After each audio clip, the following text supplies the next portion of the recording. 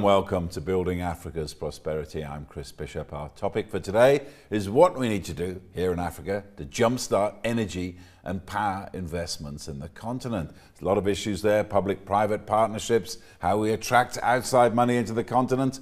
But in many ways, you could argue that no power on this continent, no business. Now, my guest to discuss this is Victor Eromosele, the CEO of M E Consulting Ltd in Nigeria, and Rockfeler Herisse, the Senior Alliance Advisor at USAID Power Africa, who is based in Ghana. Thank you very much. If I can come to you first, Victor.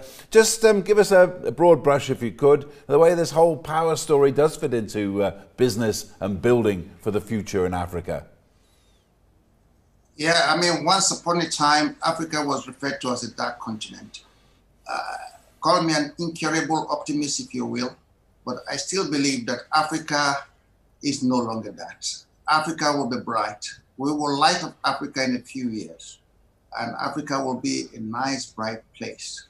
Africa will be ultimately a net exporter of power, for example, to Europe. And I do know there are a few projects. There's one connecting Tunisia, Malta, France, and Italy, and you have a cable underneath the Mediterranean, and that power will come from a huge project in Tunisia and Africa. Egypt has one of the largest renewable energy projects in Africa by name the Benban. And there's no doubt in my mind that Africa will be great. And then there are lots of initiatives by different parties. You do have, for example, the African Development Light of Africa. Africa must be responsible for its future. No one else would. But if we are, I'm sure lots of people will piggyback on that. And we have lots of good case studies. At least I will share in the course of the discussion. There's one case study from Nigeria. And that can be replicated everywhere. And the other thing for Africa, Africa has more sunshine than any continent in the world. What do we do with our sunshine? We spend most of our time looking downwards instead of looking upwards, where there's so much sunshine. And I think that's just where to go. Okay, if I go now to Ghana, Mr. Herisse, you're coming from the Power Africa perspective set up by former President Barack Obama in about 2014. I know that it's not always easy to just flick a switch and bring it on, but how is your initiative progressing across the African continent these last 6 years? Well, we've made major progress in collaboration with private sector partners, host country governments, and the development finance institutions like the Development Banks of South Africa's and the African Development Banks, to really make the necessary change and adjustments that the continent is going to need in order to accomplish what was established by the African Union as the goal to have general universal access by 2030. We've achieved some 10,000 megawatts over the past of years that you mentioned since the launch of the Power Africa initiative. And we feel that the general universal access is indeed attainable, but it's going to take the coordination and the contribution of the private sector, but most assuredly with the political will expressed by the government. And we're starting to see some examples of that expressed political will. If we get that political will to take over and just be adopted broadly throughout the continent, when bring in the private sector to bring in their investments, I think we'll be able to achieve that universal coverage. Okay, we'll go back to Lagos now and speak to you, Victor. I mean, it's a lot easier said than done, and you give me an idea of what needs to be done. In terms of people always saying, oh, you know, we've got the sun here, we've got water, we've got wind, all these raw materials for power production, but how can that be overcome? Yeah, use what you have to get what you want. Africa needs energy. Lots of energy. I mean, I was listening yesterday on television to the newly inaugurated president of the African Development Bank, and he was very bullish He says, China is the next, Africa is the next China. I share his sentiments, actually. And I do know that there's a lot that can really be done to make Africa look good. It needs to harness. We have water. What are we doing with our water? In Nigeria, for example, we have one of the Mambela Plateau. It's a big project. Ultimately, after many years, gotten Chinese backers. If they get that project done to generate several hundreds of megawatts of power, there's no doubt about that. We have got sunshine. We have some 14 utility scale projects. If all those 14 utility scale 4 years ago had been undertaken, by now we'll have had 1.1 gigawatt worth of power. So there's a lot that can be done. And then in terms of thermal, people do say that, okay, let's move away from fossil fuel and all that stuff. In Africa, we will not completely move away from fossil fuel, even when you have electric cars everywhere. Why is that? Because we have a lot of resources unharnessed. So African capital, like my friend Rockfeler said, will be required to be able to translate and convert much of this to real power. And there's absolutely no reason why we will not be able to do that. But all we need to get all the parties around the table, private investors, governments, ECAs from different countries, DFIs, and so on. And of course, African Development Bank, USAID, we are Power Africa. You've already done 10 gigawatts. We can do more. We'll probably be looking at 100 gigawatts. For Nigeria alone, we need 30 times more power than we currently have. So that's a huge opportunity. And lots of rurals don't have electricity. Rurals will not have thermal electricity through thermal. What rurals require will be renewable. Have a mini grid in every village, and you'll have power. And it doesn't take a few months to have a mini grid in any village. So if we just spend that and make that, and then but that space, most of the time, they can't fund themselves. And so you will need some charity working closely with the community and finding how you could build them in such a way that it will actually be possible. And SDG 7 is a good driver, which basically says clean, affordable power. And that's what we need. In particular, you've been working with a hydro power project in Malawi. Just tell us exactly how that works and how it came about. Well, there's the 350 megawatt Mpatamanga hydropower project. That's a great example of a blended financing activity. Usually, the sponsor of such a project looks for the types of resources needed for feasibility studies. We have our U.S. Trade and Development Agency that works largely in collaboration within the Power Africa as one of the tools that we have available in our toolbox to help advance power projects. So a sponsor in doing projects like this in Malawi, in Kenya, and Zambia, and Ethiopia, and Senegal, they need that type of startup investment from USTDA to do the feasibility study, to do the environmental sustainable impact assessments. These things really help the sponsor mitigate their investment costs in a project. And then you have the issues and need for development, project development. The project development cost sometimes is another prohibitive factor for a sponsor. So we would, in this instance, look to a Development Bank of South Africa, a European Investment Bank, among our partners, to see the extent to which they could contribute to the development of the project, because we need viable, bankable projects that will get the financial close.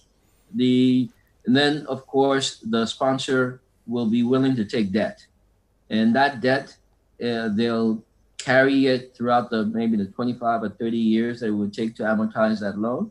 And in the process, you have a great combination of public, private partners coming together to achieve a really important goal that would spur economic growth throughout the continent. And let's talk a little bit more about what's actually happening on the ground in the land of your birth, Victor. I mean, there's this project that's blended private and public money, Zura EDO. Just tell us a little bit about that and how it came to be. Yeah, Zura EDO IPP is something we're actually proud of. The World Bank is proud of it. Everybody is. They built it on schedule and within the budget, which is what you want for every project. And but it didn't happen by chance. The people actually prepared themselves for it. I've listened to quite a number of presentations from those who run it. Incidentally, the guy who actually drove it was a former investment banker. So obviously, he knew all the people in the space, brought all of them together. And Actis has quite a bit of equity money in it, and they run quite a few other plants everywhere else. And Actis actually did a great job in putting together people like OPIC, people like CDC, KFW, FMO, even the Sweet Phone, IFC, and most importantly, MIGA. And then there was equally a World Bank PLG, which they got. But the most difficult, I guess, for them to get was getting a signed piece of paper from the Nigerian government that if anything goes wrong, we will be able to get some reimbursement. And they finally got that.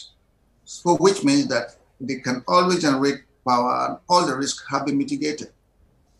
But probably the biggest risk relates to gas supply. You need to have, they have a 5-year gas supply agreement.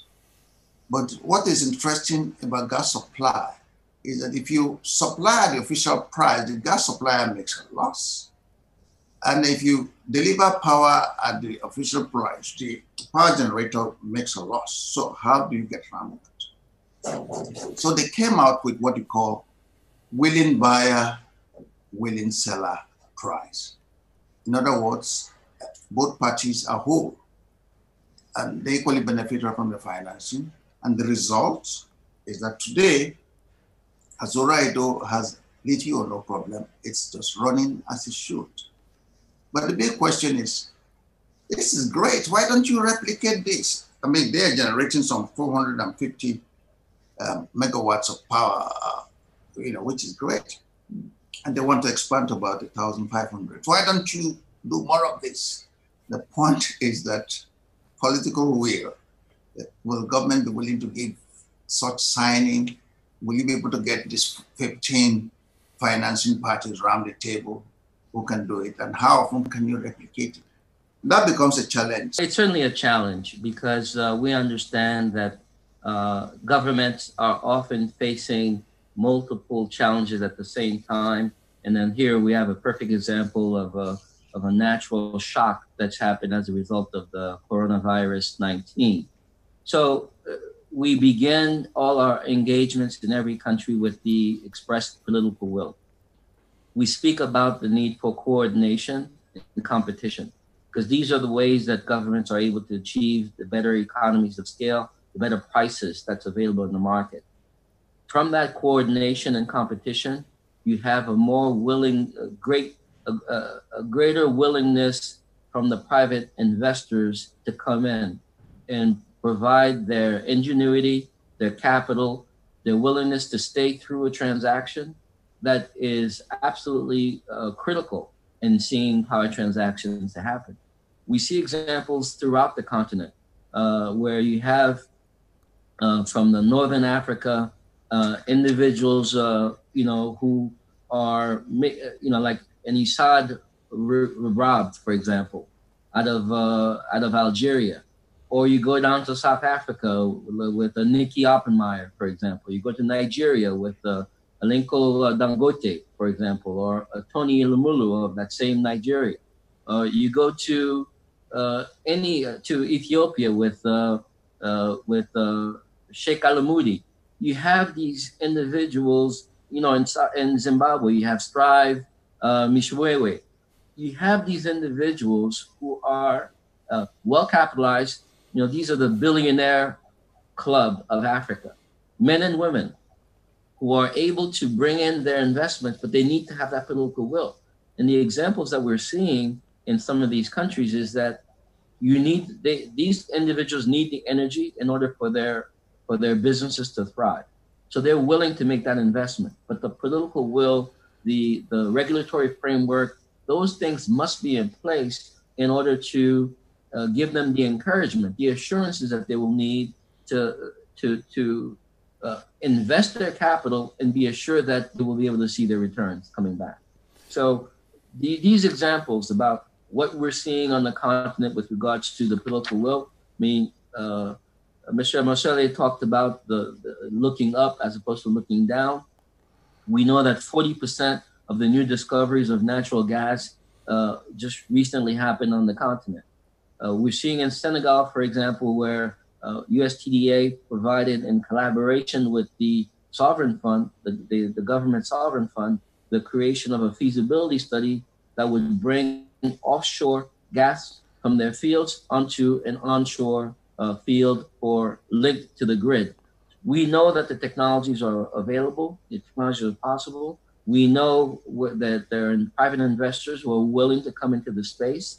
But those individual investors, as well as the DFIs, the development finance institutions, they need to have that environment that is enabled for investment. This is where we talk about the political will, and having those elements in place, you will see a lot of the broad and ambitious pronunciations about the continent really come to life. There should be big friends for power on this continent. Strive Masiwa, Tony Elumelu, people who've got serious capital that they can mobilize towards securing the continent's energy supply. Why do you think that's not happened so far? I think it's happening, but slowly. Dangote, for example, is doing quite a bit. He was never in oil and gas, and here he is building one of the world's largest refineries. So that can be done. I'm sure I won't be surprised if he's building one of the world's largest power plants. So this can be done. It all depends on the will. I mean, Rockfeller was spot on when he talked about enabling environment. A seed will not grow if you don't give it the right soil. So give it the right soil, it will grow. In terms of, do we need it? Yes, we do need it. But do we have the right soil? Who has the can of water? The governments have the can of water. Get these guys the can, wet the soil, and they will grow, and it will, and you will have the projects. And then, of course, we obviously need international support wherever possible. It's always good to have, and that will actually deepen it. But that is just simply the way to go. Getting the right conditions, getting the enabling environment. Another issue as well that strikes me, surely you alluded there to COVID-19 and the effect that it's had on investment on the continent. Surely post-COVID-19, with all the new risks that we're facing, isn't it going to be a time where deals are going to have to be rewritten to take this into account? This is why I turn to the daughters and sons of the continent, because there is that sense of that greater interest that is self-developed, self-motivated. No one needs to tell an investor, though Strive may be based in London, but he is still a son of the continent. Nicky Oppenmeyer never left South Africa. So you have these individuals who have that natural understanding and the need for their businesses. The lifeblood of their businesses depends on the energy. So it's a matter of just looking inward and saying, we can do this. You're seeing a lot of momentum with regards to the free trade corridor for Africa. The AFTA Act that passed are all expressions of where the political will is trending. You keep that trend, you bring in the private investment. We help with the blended financing coming from the public sector.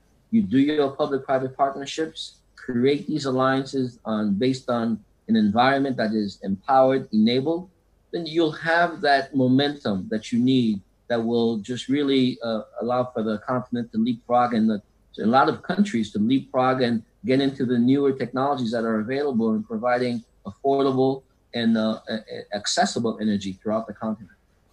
I put that question to you, Victor, over in Lagos. In terms of technology, I want to talk about that. Seems to be a key issue in this whole discussion. But just before you get there, I mean, Nigeria has a highly educated and highly successful expatriate population living around the world. How likely do you think that the country can attract back some of that accumulated capital to help with problems like power generation? I think we're already doing that in many spheres. If you go and find out who runs GE in Nigeria, the chances are that it's somebody from the diaspora who probably runs GE in Nigeria. If you look at the technology space generally, there's a lot happening in Nigeria in the technology space that's even attracting attention of all the big wigs around the world. And that can equally happen in power. There's no reason why it shouldn't, really.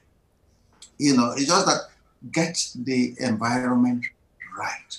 Once you have the environment right, then we can have blended financing, which is what you need. In other words, everybody plays his strength. I was listening to Dr. Herisse when he was talking about, expatriates and leaving, because here we are, a pandemic has just arrived. What do? Local talent.